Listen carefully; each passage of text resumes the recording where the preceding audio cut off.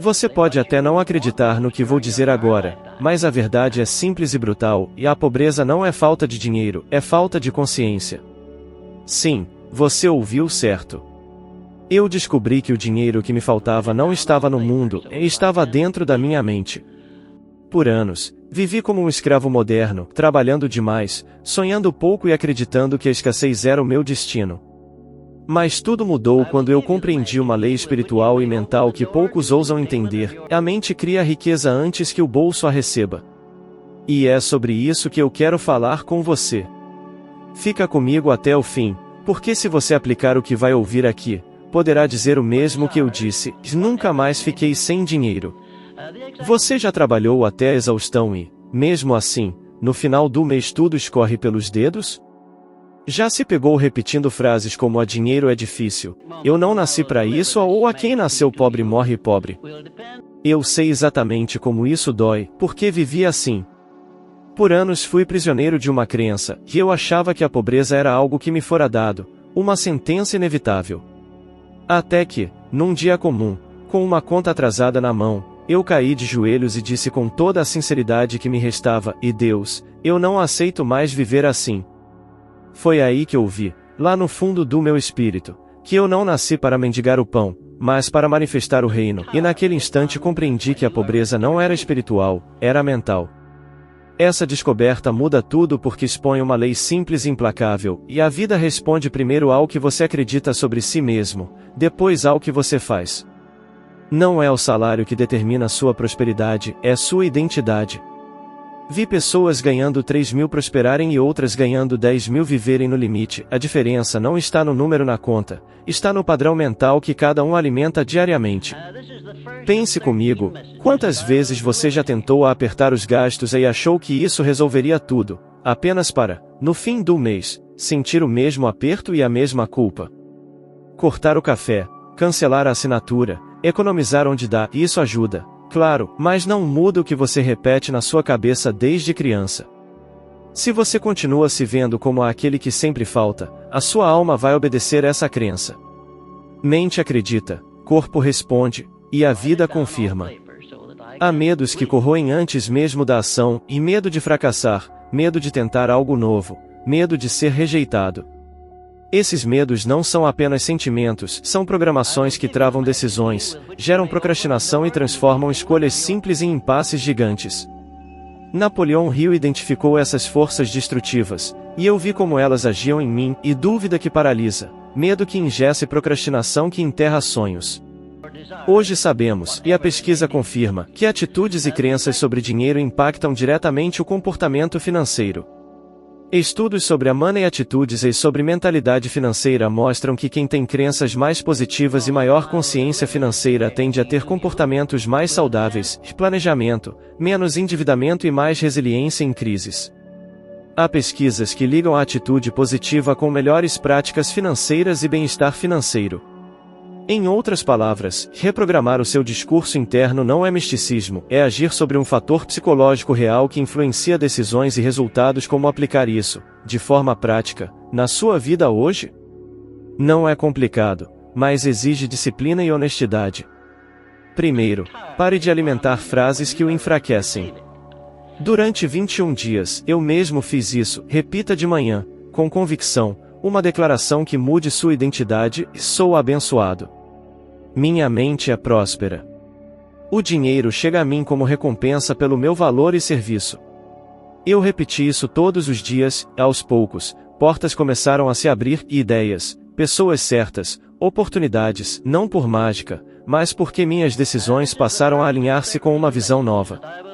Segundo, questione suas rotinas automáticas, e você gasta horas em redes sociais, reclamações e notícias ruins, e pouco tempo alinhando sua mente com algo que edifica, seja leitura, meditação, oração, estudo. Quem prioriza a renovação mental tem mais clareza para planejar, para ver possibilidades onde outros veem problemas. Eu troquei horas de preocupação por minutos diários de foco e estudo, e aquilo começou a produzir efeito prático: melhor organização do tempo, ideias para ganhar renda, relacionamentos profissionais que deram frutos. Terceiro, transforme linguagem em ação. Não adianta dizer vou me organizar este mês e continuar com os mesmos hábitos. Identifique uma ação simples e mensurável. Pode ser anotar todas as despesas por 2 semanas, consciência, reservar R$ 10 por dia numa conta separada, pequena vitória, oferecer um serviço extra que você sabe fazer, gerar valor. A identidade nova se consolida quando escolhas pequenas repetidas se tornam um hábito. E lembre-se, riqueza é consequência de impacto. Quem serve com valor atrai recursos. Agora, uma pergunta que pega: e você acredita de verdade no que fala? Ou só repete palavras que ouviu? Fé que não gera ação é ilusão. Fé autêntica te tira da cama, te faz arrumar seu tempo, te faz procurar sabedoria. Quando eu, naquele dia de desespero, decidi estudar, escrever e agir com disciplina, não esperei o milagre cair do céu, eu me tornei um agente do milagre. A transformação começou com uma renovação de mente, seguida de passos concretos. Quero propor um exercício simples para você começar agora, por 7 dias, toda manhã antes de qualquer rede social. Faça 3 coisas. 1. Declare em voz alta uma afirmação que construa identidade. Sou digno de prosperidade. 2. Escreva por 2 minutos uma ideia prática para gerar valor hoje. 3. Faça uma pequena ação. Pagar uma conta. Organizar uma despesa. Enviar uma proposta. Esses 3 movimentos alinham fé, pensamento e ação, a tríade que rompe o ciclo da escassez. Se em 21 dias você manter essa prática, as chances de notar mudança aumentam consideravelmente. Isso não é promessa vazia, é disciplina aplicada sobre uma nova mentalidade. Por fim, não minimize o impacto emocional dessa mudança. Quando contei, pela primeira vez, a minha história, a humilhação de não ter como pagar um boleto, a angústia de ver portas se fecharem, eu senti vergonha e uma tristeza profunda. Mas essa tristeza se transformou em resolução, e essa resolução em coragem. A emoção que quero que você sinta agora não é vergonha, é determinação. Você pode começar onde está, com o que tem, inclusive com o que você pensa, e, ao renovar a mente, abrir caminho para atitudes que realmente mudam a sua vida financeira. Lembre-se, a pobreza que você carrega não começou no seu extrato, começou na sua mente. Mude a mente, e o extrato seguirá. O que realmente impede a maioria das pessoas de prosperar não é a falta de talento, nem a ausência de oportunidades. O que as paralisa são forças invisíveis que dominam a mente sem que elas percebam. Eu as chamei de asterisco asterisco as 3 forças destrutivas da prosperidade asterisco asterisco, o medo, a dúvida e a procrastinação. Essas 3 são como ladrões silenciosos que entram pela porta da mente e saem levando seus sonhos, sua coragem e o seu dinheiro. O medo é o mais poderoso deles. Ele é a raiz da maioria dos fracassos, o responsável por fazer milhares de pessoas desistirem antes mesmo de tentar. Quantas vezes você já teve uma ideia boa, uma vontade sincera de mudar de vida, mas o medo apareceu e sussurrou: e se não der certo? E se você perder tudo? E se rirem de você? O medo é um mentiroso habilidoso. Ele não grita, ele convence. E o mais perigoso é que ele parece sensato. Ele se disfarça de prudência, de cuidado, de melhor não arriscar agora. Mas o que ele realmente faz é te manter preso no mesmo lugar, vivendo uma vida que você já sabe como termina. Eu vivi isso na pele. Quando comecei minhas pesquisas sobre sucesso, ninguém acreditava em mim. Eu ouvia vozes dizendo que era loucura querer entrevistar os homens mais bem-sucedidos do mundo. Que um rapaz do interior, sem dinheiro e sem nome, jamais teria acesso a eles. E por um tempo eu acreditei nessas vozes. Até o dia em que percebi que a diferença entre os que vencem e os que desistem é simples: os que vencem asterisco asterisco agem apesar do medo asterisco asterisco. Henry Ford, que entrevistei pessoalmente, me disse: a maioria das pessoas gasta mais energia fugindo dos problemas do que enfrentando-os. Ele estava certo. Ford não esperou sentir coragem, ele agiu enquanto ainda tremia.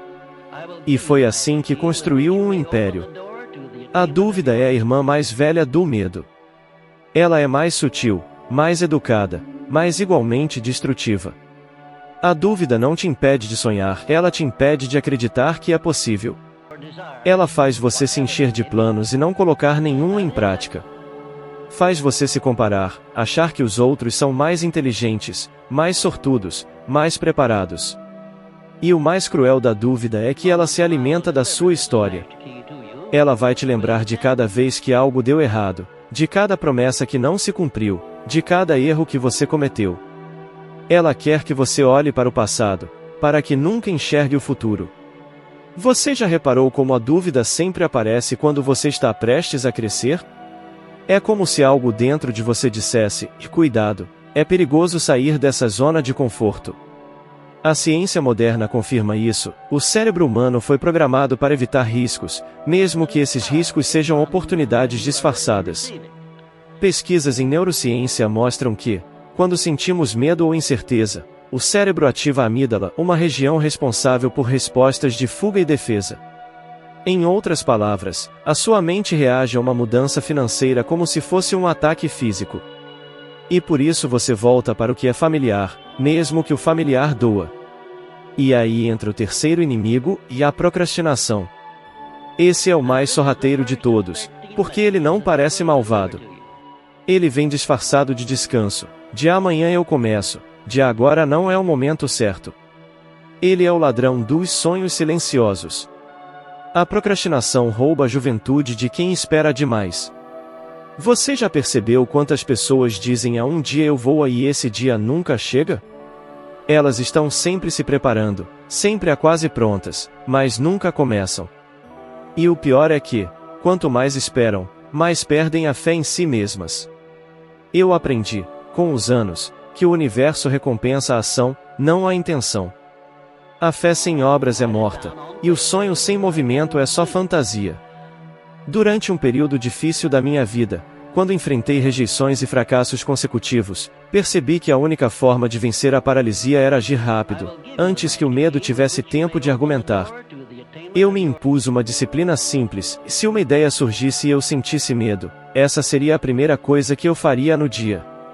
Isso me ensinou que a coragem não é ausência de medo, é decisão de não ser controlado por ele. Agora, deixe eu te perguntar, quantas oportunidades você já deixou passar porque esperou ao momento certo? Quantas portas se fecharam porque você estava analisando demais? Quantos sonhos você engavetou dizendo que ainda não estava pronto? A verdade é que o momento perfeito não existe. O que existe é o agora, e ele nunca volta. Eu gosto de pensar que o medo e a fé são duas forças opostas que exigem o mesmo ingrediente, crença ***. O medo é acreditar no pior, a fé é acreditar no melhor. E ambos produzem resultados. Quando você acredita que vai falhar, você age com hesitação, fala com insegurança e toma decisões pequenas. E a vida responde com escassez. Mas quando você acredita que pode vencer, sua postura muda, suas palavras mudam, sua energia muda e as portas começam a se abrir. Veja o exemplo de Thomas Edison.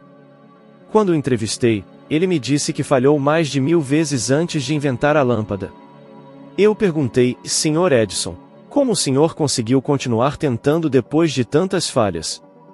Ele respondeu sorrindo: eu não falhei 1000 vezes, eu descobri 1000 maneiras que não funcionam. Essa resposta contém um segredo. Da persistência, que ele nunca permitiu que o medo ou a dúvida interpretassem a realidade por ele. Edison não via fracassos, via dados. E quem enxerga dados em vez de derrotas transforma erros em degraus. Hoje, estudos mostram que pessoas que cultivam mentalidade de crescimento, ou seja, que acreditam que podem aprender com o erro, são 43% mais propensas a melhorar suas finanças e triplicar suas chances de alcançar independência financeira em médio prazo. Isso prova que o sucesso é menos sobre inteligência e mais sobre disposição em agir mesmo com incerteza. Eu quero que você faça um experimento simples. Durante os próximos 21 dias, repita uma frase que transformou minha vida: sou abençoado por Deus. Minha mente é próspera, e o dinheiro chega a mim como recompensa pelo meu valor e serviço. Repita com convicção, não como um mantra vazio, mas como uma declaração de identidade. Você vai perceber que, conforme muda o que diz, muda o que sente. E conforme muda o que sente, muda o que faz. E tudo o que muda no comportamento começa a mudar na realidade. O medo vai tentar voltar. A dúvida vai cochichar. A procrastinação vai te convidar a descansar. Mas quando isso acontecer, lembre-se que essas vozes não são suas. São ecos de velhas crenças que já não te pertencem. O seu novo eu não negocia com elas. Ele age. Ele acredita.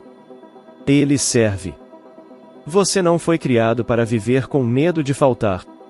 Foi criado para manifestar abundância. Deus não colocou em você o espírito de covardia, mas de poder, amor e equilíbrio. Então, da próxima vez que o medo bater, diga a ele, e você pode andar comigo, mas quem dirige sou eu. E continue. Porque é assim que a liberdade financeira começa, com uma decisão corajosa de não ser mais escravo do medo, da dúvida e da espera. Servir foi a lição que transformou minha relação com o dinheiro. Eu aprendi, não num livro acadêmico, mas na prática das entrevistas, do estudo e da própria vida, que riqueza é consequência de resolver problemas, de entregar valor, de ser útil onde o mundo mais precisa. Não é sobre faturar por faturar, é sobre criar uma ponte entre o que você sabe fazer e a necessidade real de alguém. Quando você põe seu talento a serviço do outro com excelência, o universo alimenta essa ponte com oportunidades, contatos e recompensas. Você pode olhar ao redor e ver pessoas que ganham muito dinheiro resolvendo pouca coisa e outras ganhando pouco quando resolvem muito. A diferença está na intenção e na consistência do serviço. Servir exige postura, chegar antes, aprender mais do que pedem, entregar além do combinado. Lembro-me de uma época em que, ganhando pouco, decidi que a minha forma de crescer seria ser a pessoa que sempre entregava mais valor. Cheguei no horário, tratei clientes como eu gostaria de ser tratado, escrevi cartas de agradecimento, ensinei alguém no trabalho sem esperar nada em troca. Essas pequenas atitudes criaram uma reputação, e reputação vira rede, rede vira oportunidade. A riqueza que veio após isso não foi mágica, foi consequência lógica de valor bem oferecido. Não confunda servir com caridade sem estratégia. Servir inteligentemente significa identificar um problema real que você pode resolver, por menor que pareça, e executar com excelência. Pode ser um conserto bem feito, um texto que realmente convence, uma orientação honesta que evita que outra pessoa perca dinheiro. Cada problema resolvido é um motivo para alguém te indicar, para você criar autoridade, para o dinheiro fluir como retorno natural de um benefício prestado. Steve Jobs é um exemplo ao qual voltarei. Ele não inventou produtos apenas por tecnologia, inventou soluções que mudaram comportamentos, por isso, o mundo pagou por elas. Quando o serviço é transformador, a recompensa segue. Há um caso da minha vida que ilustra isso de forma clara e humana, e quero que você sinta a cena comigo. Na Grande Depressão, tempos em que muitos perdiam tudo, eu decidi que não esperaria a sorte. Em vez de me esconder, fui para perto das pessoas com mais necessidade e busquei entender como poderia ajudar. Passei noites ouvindo proprietários de pequenas empresas, trabalhadores e profissionais que mal sobreviviam. Ofereci orientação, escrevi cartas que conectavam necessidades a soluções, e convenci alguns a repensarem seus modelos de trabalho. A poucos cobrei, a muitos dei direção. A emoção daquele período foi um misto de tristeza por ver tanto sofrimento e uma estranha alegria ao ver portas se abrirem para quem recebeu ajuda concreta. O que aconteceu comigo foi paradoxal. Quanto mais eu servia, mais portas se abriam para mim, não porque eu buscava lucro, mas porque eu criei valor real. Essa experiência me deu a convicção de que servir é uma estratégia de prosperidade que resiste mesmo em crises. Se você está pensando, mas eu não tenho recursos para ajudar ninguém agora, escute com atenção, servir não começa com dinheiro, começa com atitude. A viúva de Sarepta, que citei quando falo de princípios eternos, só tinha um punhado de farinha e um pouco de azeite. Mesmo assim, ela deu o que tinha, e aquilo foi multiplicado. Você pode servir com tempo, com conhecimento, com palavras que encorajam, com pequenos atos que poupam o outro de um erro. Generosidade inteligente é plantar onde se pode, mesmo que a semente seja pequena. Essa atitude aciona uma lei prática: quem planta colhe, e quem ajuda a solucionar começa a ser visto como solução. Quero te dar passos práticos específicos para aplicar isso hoje, sem rodeios. Primeiro, identifique 3 problemas reais no seu círculo: trabalho, vizinhança, clientes. Anote-os. Segundo, para cada problema, escreva ao menos uma solução que você, com seu conhecimento ou esforço, possa oferecer nos próximos 7 dias. Não pense em receitas complexas, pense em ajuda direta, um relatório simples, uma ligação, um tutorial, uma correção. Terceiro, execute e entregue a ajuda com profissionalismo e peça, discretamente, um feedback ou uma indicação. Quarto, repita esse ciclo por 30 dias e observe as mudanças, novos contatos, convites, recomendações, e sim, novos aportes financeiros que surgem exatamente porque você passou a ser visto como quem resolve.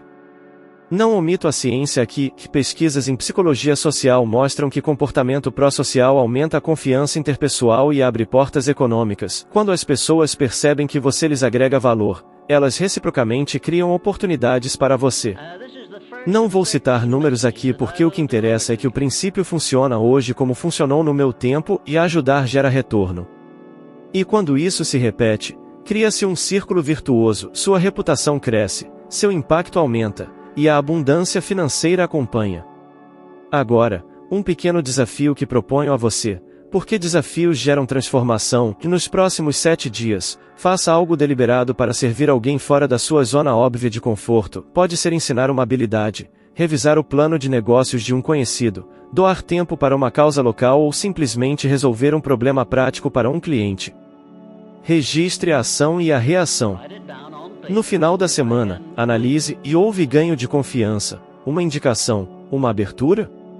Compartilhe esses resultados com alguém de confiança. Se você aceitar esse desafio e repetir com disciplina por 30 dias, sua postura profissional e a percepção que o mercado tem de você mudarão, e com isso, a renda, geralmente, acompanha. Por fim, quero que leve isso para além do mercado. Riqueza verdadeira é medida também pelo quanto você contribui para o bem-estar ao seu redor. Serve quem alia a competência à compaixão. Quando você desenvolve essa combinação, cria não só um caminho seguro para a sua prosperidade, mas também um legado. Lembre-se, e Deus, ou o princípio maior em que você acredita, premia quem se posiciona para servir. Comece pequeno, comece fielmente, e veja como o mundo, de maneiras inesperadas e concretas, começa a responder. A fé é a força mais poderosa que o ser humano possui, e ainda assim, é a mais mal compreendida. Muitos a tratam como um amuleto, uma esperança distante, um pedido sussurrado antes de dormir. Mas a fé verdadeira não é apenas acreditar que algo pode acontecer, é agir como se já tivesse acontecido. É caminhar no escuro com a convicção de que há chão debaixo dos pés, mesmo quando os olhos não veem. Foi essa compreensão que me libertou da pobreza e me fez enxergar que fé não é emoção, é ação espiritual traduzida em comportamento. Eu me lembro do dia exato em que compreendi isso. Eu estava sem dinheiro, sem paz, sem esperança. As dívidas batiam à porta e, por dentro, eu estava tão exausto que até sonhar parecia um luxo. Foi quando, ajoelhado no chão frio, eu falei com sinceridade: Deus, eu não aceito mais viver assim. Naquele instante, algo dentro de mim se quebrou, mas não era desespero, era orgulho. E quando o orgulho cai, a fé finalmente tem espaço para agir. Eu ouvi dentro do meu coração: filho, você não nasceu para mendigar o pão. Você nasceu para manifestar o reino. Foi ali, naquele silêncio, que eu entendi que fé não era pedir que o dinheiro aparecesse, era me tornar o tipo de pessoa que o dinheiro procura, uma pessoa de propósito, de disciplina, de convicção. As pessoas dizem que têm fé, mas vivem como se estivessem sozinhas no mundo. Dizem que acreditam, mas duvidam ao primeiro sinal de dificuldade. Falam em abundância, mas pensam em escassez o dia inteiro. Fé não se mede pelo que se fala, mas pelo que se prioriza. Se você passa mais tempo alimentando o medo do que a esperança, mais tempo ouvindo reclamações do que promessas, então é o medo que está no trono da sua mente, não a fé. E onde o medo governa, a prosperidade não entra. A ciência moderna comprova algo que eu já intuí há décadas atrás: pensamentos carregados de fé, convicção e propósito alteram padrões neurológicos, hormonais e comportamentais.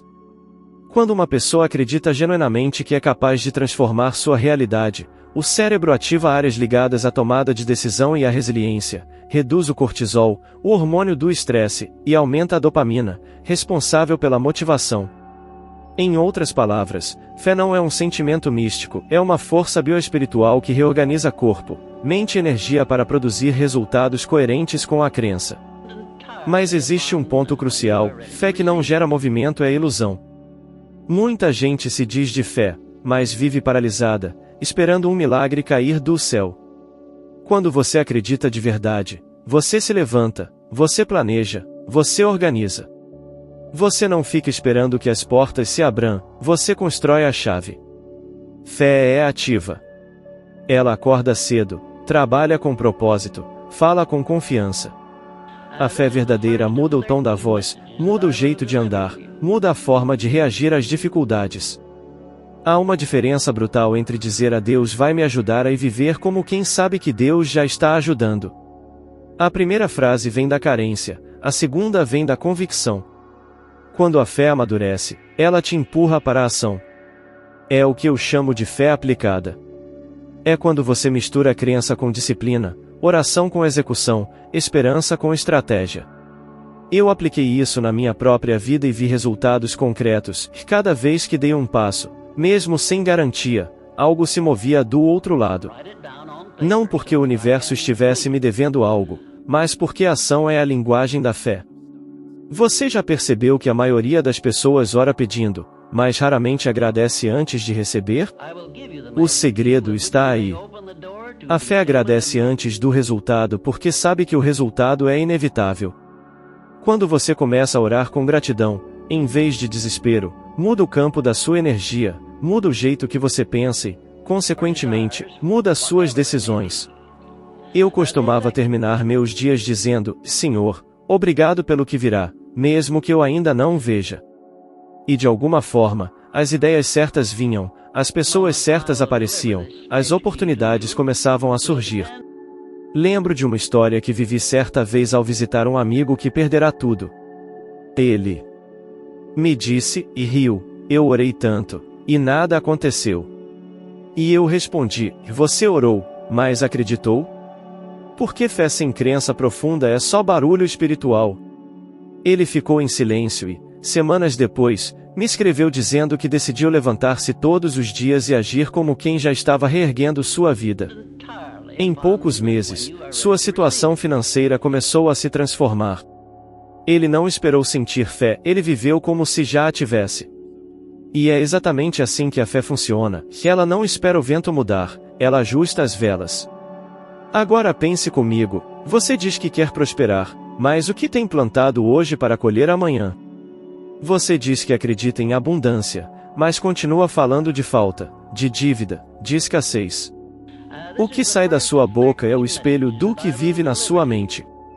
Quantas vezes neste mês você meditou numa promessa de prosperidade, ou agradeceu de verdade pelo que tem? Quantas vezes você reclamou?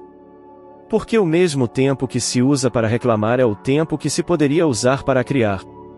Durante muitos anos, observei pessoas que transformaram suas vidas a partir desse princípio. Elas não eram as mais inteligentes nem as mais afortunadas, eram as mais convictas. E fé convicta tem uma energia que o mundo não ignora. Estudos modernos da Universidade de Stanford mostraram que pessoas que cultivam esperança ativa, uma fé prática, têm 35% mais chance de alcançar metas financeiras e pessoais de longo prazo. Isso é ciência confirmando o que eu já dizia há mais de um século: o pensamento misturado à fé se transforma em ação criadora. Mas quero te contar algo pessoal, uma lembrança que carrego como um marco da minha fé. Foi numa noite fria em Chicago, quando o dinheiro havia acabado e eu me sentia derrotado. Eu tinha um manuscrito quase pronto, mas ninguém queria publicá-lo. Sentei-me diante da janela e, olhando as luzes distantes, disse: e se essa mensagem é verdadeira, ela precisa primeiro me transformar. Naquele instante, uma calma profunda me envolveu. Peguei o manuscrito, Reli cada linha e decidi que, mesmo sem editora, eu publicaria de algum modo. Dias depois, conheci por acaso um empresário que, ao ler parte do texto, decidiu financiar a impressão. O livro se chamava Pense e Enriqueça. E o resto, você já sabe. Tudo começou com uma decisão de fé colocada em movimento. A fé aplicada é uma força que transcende o raciocínio. É acreditar que o invisível trabalha a seu favor, mas com a consciência de que você é o instrumento dessa obra. Deus age, mas age através de você. E quando você compreende isso, não espera mais que o milagre venha, você se torna o próprio milagre em ação. Quero que você teste esse princípio. Amanhã de manhã, antes de olhar o celular, feche os olhos, respire fundo e diga em voz firme: hoje, a abundância me encontra, porque eu ajo em fé. Depois, tome uma atitude que traduza essa declaração, envie uma proposta, resolva uma pendência, estude algo novo. Se fizer isso todos os dias, verá que as coincidências começam a se alinhar, porque a fé ativa o movimento da vida. A fé é a matéria-prima de toda a realização. É ela que transforma o invisível em palpável, o sonho em resultado, o desejo em conquista. Quando a fé é alimentada com pensamento certo e ação consistente, ela cria uma sinergia impossível de deter. E quando essa fé se mistura à gratidão, o resultado é inevitável: prosperidade com propósito, dinheiro com significado, sucesso com paz. Se há algo que desejo deixar gravado em sua mente é isto: e a fé que apenas fala não move nada, a fé que age move o mundo. A verdade mais poderosa que eu aprendi, e que quero que você leve com você agora, é que toda transformação começa dentro da mente. Não é o dinheiro que muda a sua vida, se é a forma como você pensa, sente e age diante dele. Quando você entende que a fé é movimento, que servir é a base da abundância e que a escassez é apenas uma ilusão mental, o mundo à sua volta começa a se reorganizar. Você se torna a causa, e não consequência. Então, continue firme nesse caminho. Cada nova ideia que você aplica, cada pensamento que você transforma, é um degrau que te eleva. E o próximo vídeo que está aparecendo aí na tela é o seu próximo passo nessa jornada. Nele, nós vamos subir juntos mais um nível, avançando rumo à sua evolução de sabedoria, para que você se torne 1% melhor do que é agora. Eu te agradeço por caminhar comigo até aqui, pela sua entrega, pela sua fé e pela coragem de mudar. Eu te espero no próximo vídeo, porque o seu processo de crescimento apenas começou e o melhor ainda está por vir.